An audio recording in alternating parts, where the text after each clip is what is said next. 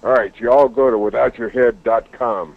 I'll come over there and put my boot up in your ass. All right, we're back here at Without Your Head. We've got a very special guest, one of my favorites. We've got Bill Moseley with me. How you doing? Hey, I'm doing good.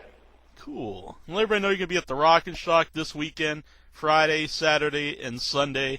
It's in the DCU Center and the Palladium in Worcester, Massachusetts. I'm in Cape Cod, so I'm pretty close. All right. Yeah. Do you enjoy doing the conventions and talking with the fans? Yeah, I lost my virginity on Martha's Vineyard, by the way. Really? Yeah, that's a whole other interview. Oh, man. Yeah, I sure do enjoy doing conventions, and love to meet the fans. Love to hang out with my fellow monsters. This weekend's Rock and Shock is going to be especially cool because, my old boss, Rob Zombie, will be playing with Alice Cooper. Mm-hmm. They'll be in town. I think they're at the convention center Saturday night or something, and that'll be very cool. So I'm looking forward to it. I love coming back to Worcester. I love the East in the fall. I come from Illinois, so been a little bit out here in California for 24 years, and really miss the fall, man. So it's nice to hit Worcester and see the leaves change color and all that stuff. Mm-hmm. Yeah, it's pretty hot here, actually. The leaves haven't even changed color yet. Yeah. Oh, no, global warming. Exactly. It's like the warmest October I've ever seen. But speaking of Rob Zombie, think you'll ever work with him again? I don't know. That's always up to Rob because he's the employer, I'm the employee. But, yeah, it sure would be fun. I've always enjoyed working with Rob. And, we had a nice, always have a fun time together. Yeah. Do you think could you see him grow as a director, working with several of his movies? I'm kind of partial to Devil's Rejects, and I know he's certainly done a lot of good work after that. But that to me, I'm sure he's grown a lot since then. But that to me was really the astonishing high water mark for me when he really arrived as a great director. Yeah, I even meant just between those two, House of a Thousand Corpses and Devil's Rejects. Did you like the difference in Devil's Rejects? How it's more gritty, it's more realistic? I really thought that I really got Rob's genius, in fact, in that transition because House of a Thousand Corpses, there's a lot of influences that you can, that the average horror fan can probably point to and say, oh yeah, there's Last House on the Left, or there's Chainsaw, or whatever else is going on. And I love House of a Thousand Corpses. I think it's really a lot of fun. And but when he came back and decided to do a sequel, quote unquote, where you still got the three characters and pretty much the same storyline, but all of a sudden it was like we stepped into a different genre. It was interesting insofar as Otis went from being an albino to a bearded kind of an Allman Brothers looking like dude, much more real. That baby, I think, only laughs her funny laugh from House of a Thousand Corpses once in Devil's Rejects, and that most of the time Captain Spaulding's out of makeup. So just having that, just making those kinds of character transitions, not to mention really the transition from a horror movie to kind of more of a violent crime road picture, really was astonishing. I was really, really impressed with it, and I just thought that movie was a really smart screenplay. Everybody was totally committed to the movie. We already, Sid and Sherry and I already had our characters down thanks to House of a Thousand Corpses. So if you think of House of a Thousand Corpses as the runway, Devil's Rejects was the takeoff and the flight, and was really, one of the, greatest projects I've ever been associated with. Yeah. Were you happy with the definitive ending of the movie? I wasn't because I had a kid in private school, and I wanted the Rejects. I wanted there to be a Devil's Rejects 13. Where we every year, kind of like the Saw movies or something, or Halloween or Friday the 13th Part 13. I just wanted to keep getting more money and, get back into the skin of Otis and hang out with Baby and Captain Spaulding and do something new and crazy every year. Yeah, definitely. And you could jump on the 3D bandwagon and do part 3 in 3D. Yeah, that's exactly right. But, I also really respect Rob for, ending it that way. I mean, so it makes a lot of sense because he wasn't looking forward to that. He was he had an artistic statement to make, and I don't think he really was looking forward to Devil's Rejects 3D Part 13 or whatever. Right. You have so many memorable characters. Do any of them, when you're at the conventions, do any one character do people ask about the most?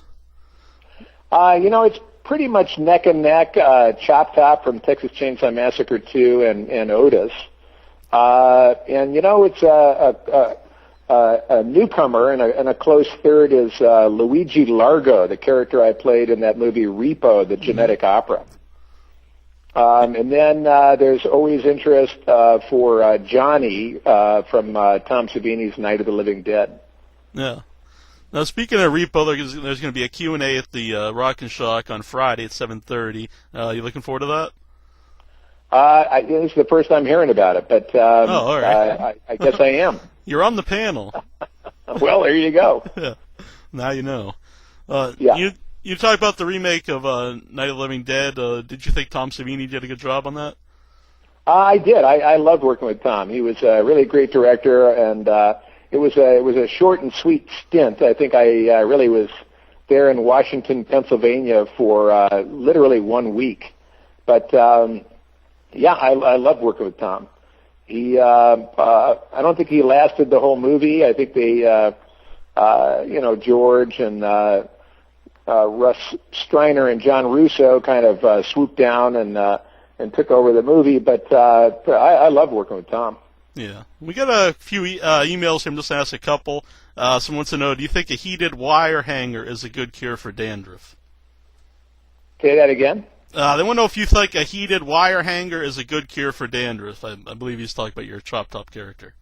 Absolutely, because, dandruff is kind of dry, flaky skin, and the heated coat hanger, what it'll do is open up some of those blood corpuscles. And it'll just soak all that dandruff, so you'll have a bunch of blood clots, but you won't have any dandruff. Yeah. All right. Take that, Head and Shoulders. Yeah. Exactly. Yeah, there you go. Chuck Butler, I don't know if you know about this. I guess Bruce Campbell's talked about doing sort of an Expendables movie, but with all veteran horror actors. Have you heard about this? Uh-huh. And would you be interested in it? I'm an actor, so my job is to get the job. So yeah, bring it on. It'd be great. Yeah, definitely. All right, well, let everybody know again, you're going to be at the Rock and Shock Convention this weekend, Friday, Saturday, and Sunday. Is there anything you'd like to, tell everybody why they should come and see you? Yeah, but, the first thing I want to say is that I'm very excited about the Rock and Shock Convention because one of my favorite, as a horror movie veteran, I've met a lot of the horror movie stars and become, personal friends with them. And what's interesting is every once in a while you see somebody new on the scene that really just blows your mind. Not just as a fan, but also as a professional. Like, wow, who is that guy? Mm-hmm. And that occurred to me when I saw a movie recently called Human Centipede. Mm. And Human Centipede is kind of a mad scientist movie turning people into this centipede. I'll let you read into that, but. Yeah. But the mad scientist, the guy who played the mad scientist, Dieter Laser, is a German actor, and he was so strange. And just through and through, body gestures, line delivery, timing, everything about him was weird and really fascinating. And he's going to be there. I think this will be his convention debut. So yeah, and they're also showing the movie. Human Centipede, check out Dieter Laser. I can't wait to get in line and get his autograph. Yeah, that'd be pretty sweet. I think that's going to be like the costume for Trick or Treating this year. Kids going to go together and goes to Human Centipede. Yeah, well, I think everybody has to flip a coin because everybody's going to want to be. You don't want to be the caboose, right? You don't want to be the last. You don't want to be the caboose on that. That's right. Also, I'm going to have some of my new music CDs there. I have a new band called Spider Mountain, and our CD is called No Way Down. It's been out a couple months, so I'll have some copies of that. And for those unfortunate enough not to make the Rock and Shock convention, you can always go to my website, which is choptopsbbq.com. And I have a bunch of headshots and CDs and all that kind of stuff there. Mm-hmm. I'll put the link right on the website in case anyone out there Chop can't spell. Tops Barbecue. Yeah. Chop Tops BBQ. One last question, because we always like to ask if different things did battle or would win. Sometimes we ask a lot of them, but who would win between the Texas Chainsaw Massacre family and the Devil's Rejects if they were to do battle? Man, that'd be a tough one, because I think you'd have to just check out the matchups. Mm-hmm. Like, I think you'd have Tiny, maybe you would have the Professor, that weird red-skinned monster with an axe at the end of House of a Thousand Corpses. I'd like to see the Professor take on Leatherface. Mm. That would be tough. A hatchet like that versus a chainsaw. Mm-hmm. Then you'd have Otis versus Chop Top, I guess. Firefly and the Cook.